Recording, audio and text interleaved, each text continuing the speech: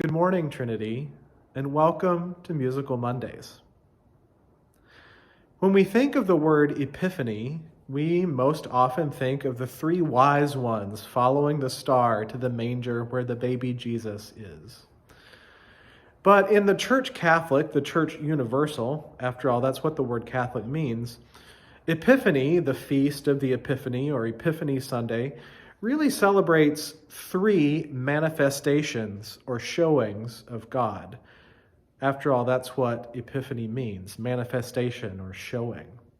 It celebrates three showings of God, three epiphanies. The wise men following the star, the baptism of Jesus, which is what we celebrated last week, and the wedding at Cana. And it's that story, the wedding at Cana, Jesus' first miracle, the turning of water into wine, that we will hear this coming Sunday as the gospel reading. And so, because we didn't actually celebrate the three wise men part of the Epiphany, we're going to have some allusions to that maybe this Sunday in worship. The tune upon which the prelude and postlude is based is Puer Nobis Nascitur, which is used with a bunch of different hymn texts, but one of them is, "What star is this with beams so bright?" So we'll have a little allusion to the star that the three wise men followed in the prelude and the postlude. We'll also sing the hymn Songs of Thankfulness and Praise, which speaks of all three of these epiphanies, the wise men following the star, the baptism of Jesus at the Jordan, and the wedding at Cana. An interesting thing about the prelude and postlude that I'm going to play on Sunday, the set of variations on Puer Nobis, it was written by an American concert and recording organist, Krista Rakic, who also has been a professor at Oberlin College.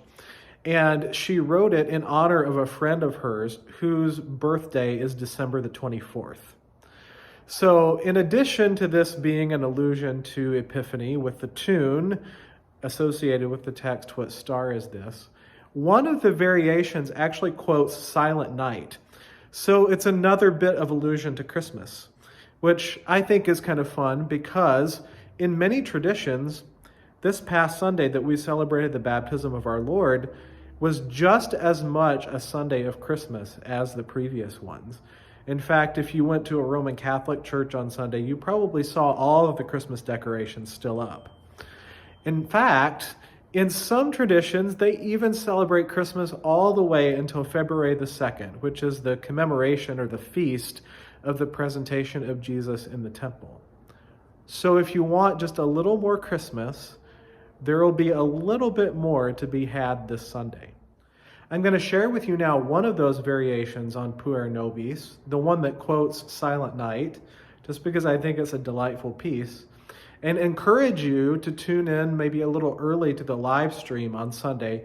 And I'm going to play the first 7 of these variations as the prelude, and then variations 8 and 9 as the postlude.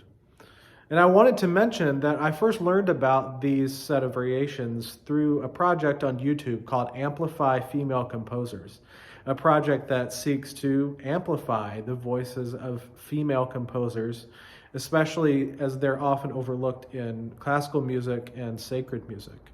So I'll put a link to that project in the comments and hope that you will take a look at that as perhaps we seek here at Trinity to amplify those voices of female composers in the coming year.